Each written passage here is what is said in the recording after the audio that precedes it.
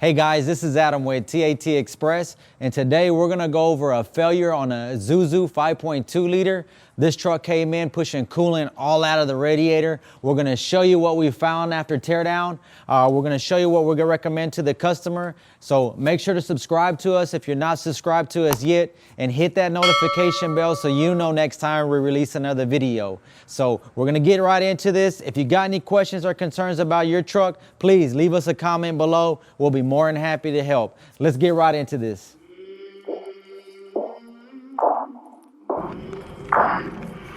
I came from the mud, there's dirt on my hands. Strong like a tree, there's roots where I stand. Oh, I've been running from the law. Okay, so when this truck came in, it was pushing coolant all out of the radiator. It was like a fountain just coming out of this radiator. What we ended up doing, we drained out the coolant.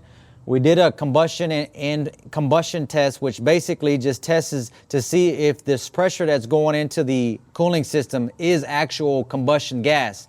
And it did show that this is combustion gas. So basically, when it's combustion gas going into the cooling system, it's going to be coming from, of course, the combustion chamber, which is going to be through a head gasket or a failed head. So after teardown, this is a smaller engine. You know, usually we're dealing with a 6-cylinder, 15 liter. This is going to be a 5.2 liter. So this is very small engine from what we usually work on. But of course, we work on these type engines as well.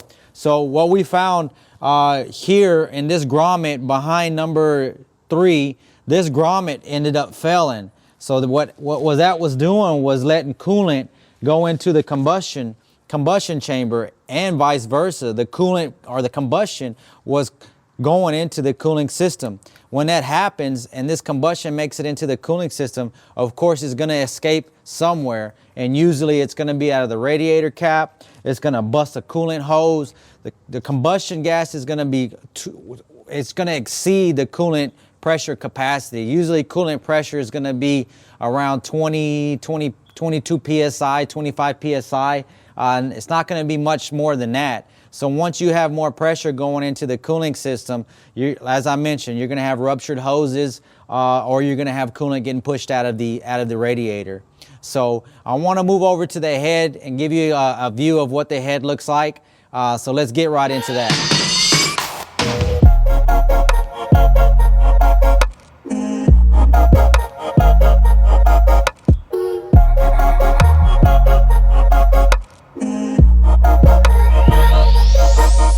Okay, so here's the head removed. This is a 4-cylinder, 16-valve, single-head engine setup. Very small cam.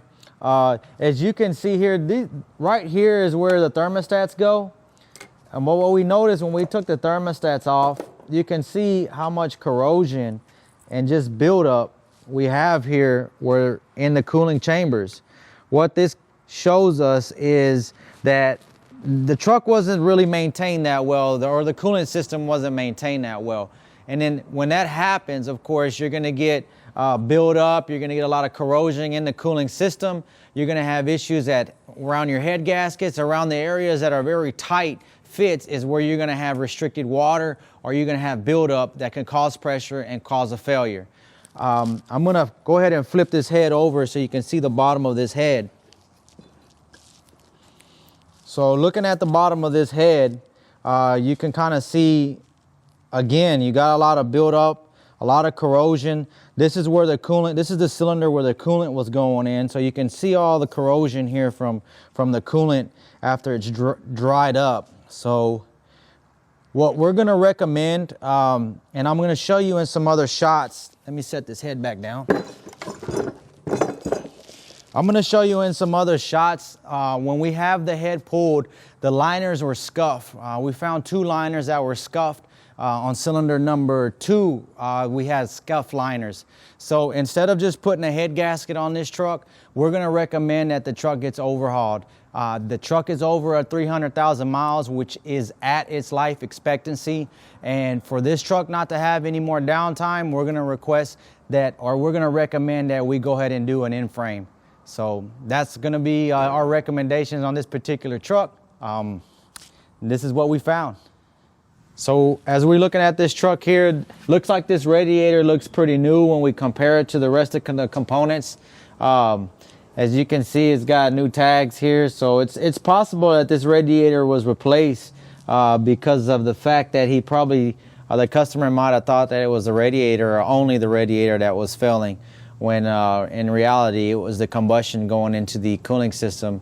And as I mentioned, something's going to fail, and more than likely it's going to be a hose. But if you have an older radiator, it could be the radiator as well. Okay, so after we had the head pulled off, of course, we found there was a rubber grommet that failed here behind number 3 cylinder. And this is what was causing the coolant to go into cylinder number 3. And as I mentioned, vice versa, the combustion gas was going into the cooling system. As you can see here, this is where we have the scuff liner. That's the indication that we have some liner to piston ring wear. So to avoid having more downtime later in the future or low power after we reassemble this truck, we're going to go ahead and recommend that he overhauls this engine. What we don't want is to put either a new head or a new head gasket on and the customer has a complaint about low power. This truck is 215 horsepower with around 450 foot-pounds of torque. It's a small engine, but it's got a lot of power for its size. So we want to make sure he's getting all the power, because as you know, with these boxes loaded down, he's going to need all the power he can get. So I'm going to show you the head gasket next, so let's move on to that. Okay, so we have the head gasket here. I'm going to show you where the grommet actually failed. We have a couple of spots where it looked like it failed, but mostly behind number 3 here, you can see where the grommet failed here, and also behind number 2, the grommet failed. So as I mentioned, these grommets here are coolant channels. So what happens is whenever this coolant grommet fails, and the head gasket fails, the combustion from the combustion chamber can make its way into the cooling system and cause more exceeded pressure or excess pressure in the cooling system, and the coolant is going to end up making its way somewhere. So usually it gets pushed out of the radiator or the radiator reservoir, or you can even have a ruptured hose. So that's what we found, and like I mentioned, we're going to recommend an overhaul on this truck so that we can keep him on the road. Okay guys, so hope you guys learned something today. Make sure to subscribe to us. If you're not subscribed to us yet, hit that notification bell so you know next time we release another video. If you got any questions or concerns about your Isuzu, please leave us a comment below. We'll be more than happy to help. If you need any service on medium or light duty, we can help as well. So until next time, be safe. I came from the mud. There's dirt on my hands. Strong like a tree. There's roots where I stand. Oh, I've been running from the law. Hope they won't shoot me down.